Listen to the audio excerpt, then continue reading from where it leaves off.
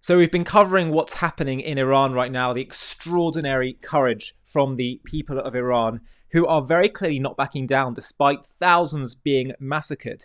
That shows you that this really could be the tipping point. But meanwhile, in Israel, I wanted to share with you what's going on Israel's side, because Iran are saying that if America gets involved, they're going to lash out on Israel. And I just want to read to you some of the reporting on this from the Times of Israel, because the IDF is saying they're on high alert for surprise scenarios as the US mulls military strikes on Iran. The IDF said Monday it remained on alert for possible surprise scenarios as anti-government unrest in Iran has prompted America to threaten intervention over the killing of protesters. Tehran has threatened to retaliate against Israel and US military bases if it comes under American attack. Human rights groups allege the death toll in the country has risen to 648, though it may be much higher amid an internet blackout enforced by the regime since Thursday. Many people reporting it's far higher than that. It's difficult to assess right now the reported bloodletting. Some Iranians still have access to the internet via Elon Musk's Starlink satellite service. 3 people inside the country said. IDF spokesman Bridget General Effie Defrin urged the public not to lend a hand to rumours about the ongoing situation in Iran. The protests in Iran are an internal matter, and he said the IDF is prepared defensively and continues to hold regular situational assessments, and that it will provide updates if there are any changes. In June, Israel waged a 12-day war with Iran, as you all know, that began with a sweeping assault on Iran's top military leaders, nuclear scientists, uranium enrichment sites, and ballistic missile programs. It said the attack was necessary to prevent the Islamic Republic from realizing its avowed plan to build nuclear weapons and destroy the Jewish state. Israel believes, according to Cannes public broadcaster, that US President Trump will make good on his threat to attack, and that this will lead to another war between Israel and Iran. Why, by the way, Iran would lash out on Israel, I'll explain in a moment. Former Strategic Affairs Minister Ron Dermer was summoned by Prime Minister Netanyahu to join a meeting on Sunday with senior ministers. The network reported that Dermer was consulted due to the potentially fateful decisions that the Trump administration may take on Iran. Dermer, a longtime Netanyahu confidant who resigned from his post in November, had been in charge of overseeing ties with the Trump administration. The network also claimed an unnamed Israeli source that Iran's offer a few days ago to hold talks with the US is a trap meant to delay potential American strikes on the Islamic Republic. In his latest attempt to pressure Tehran, Trump announced on Monday, effective immediately, any country doing business with it will have to pay a 25% tariff with the United States. So Brazil, China, Russia, Turkey, and the UAE are among economies that do business with Tehran.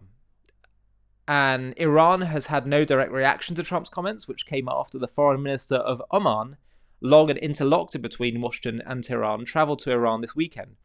It also remains unclear just what Iran could promise, particularly as Trump has set strict demands over its nuclear program and its ballistic missile arsenal, which Tehran insists is crucial for its national defense. Trump has avoided explicit talk of regime change. He has threatened military action against Iran if it kills protesters. Trump said Sunday that Iran's leadership reached out to America over the weekend, expressing interest in holding nuclear negotiations. The president said he may take up the offer, but indicated he may strike Iran first. Now, Trump, by the way, is typically unpredictable, and that's part of what certainly makes him effective, particularly against anti-Western demagogues. So basically, we're seeing that Iran, the situation in Iran, the intensity is continuing to grow. The protesters are showing incredible courage.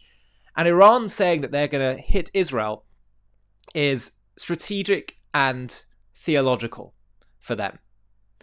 Of course, it's sickening and absurd, but that's what's going on here. See, Israel is the first pit stop on the Islamist dream of regional and global dominance. For them, they have a theological view that Islam is going to, and their view of Islam will overtake the region, overtake the world. Israel is an illegitimate, satanic test in their mind that needs to be destroyed, and that's why they were funding Hamas and Hezbollah and others. But then eventually they plan on, and this is what, people who support Israel explain to people in the West, that Israel actually is holding up the fort against all this kind of evil, perverse ideology that seeks to destroy Western civilization. And if Israel were to go, they would then set their sights on America and Europe for that matter. That's why they chant death to Israel, death to England, death to America. Israel and America embody for them the theological differences that they oppose and that they believe they have come to replace. In some ways, it's a bit like a replacement theology.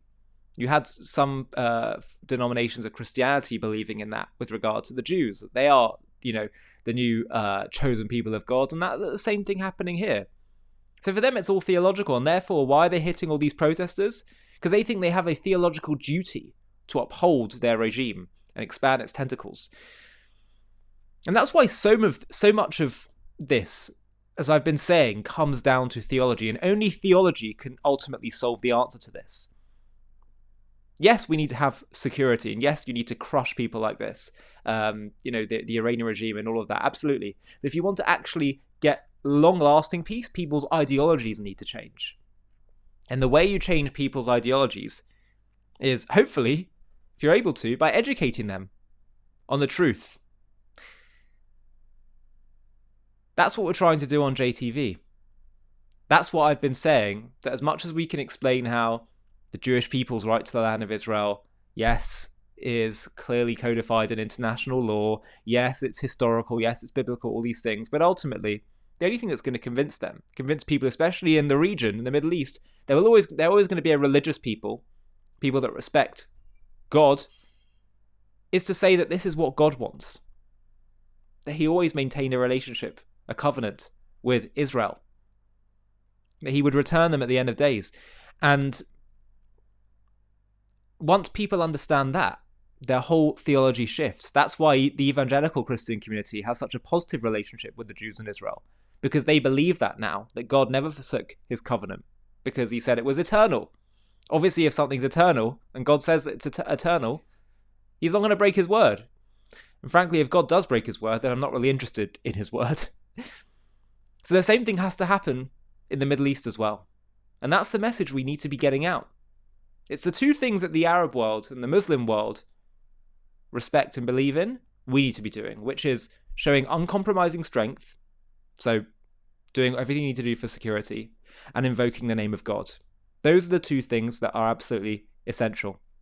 Now, if you want to go into more detail in the theology of Iran, what drives the regime, why they think this way, their whole end of days scenario, and once you understand this, you can predict basically everything they're gonna do moving forward.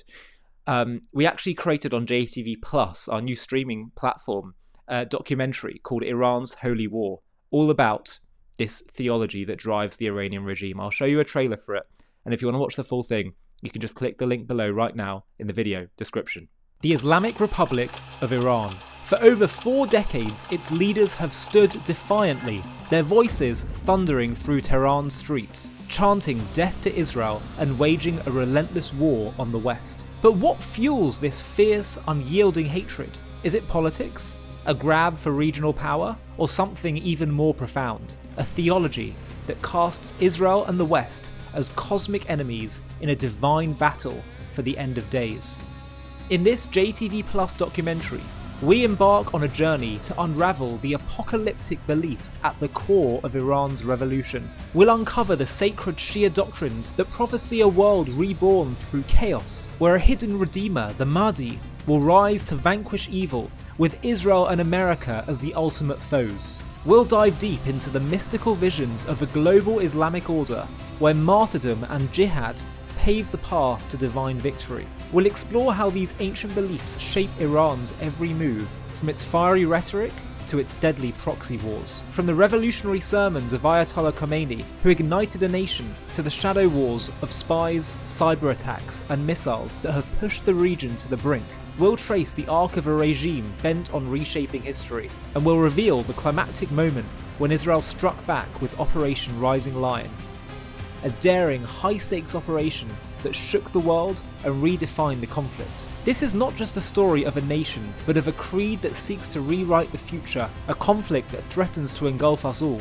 Join us as we expose the hidden truths behind what Iran sees as its sacred mission, its unrelenting rage, and the battle for our world's destiny. To watch this JTV Plus documentary and access much more premium content, click on the link in the video description.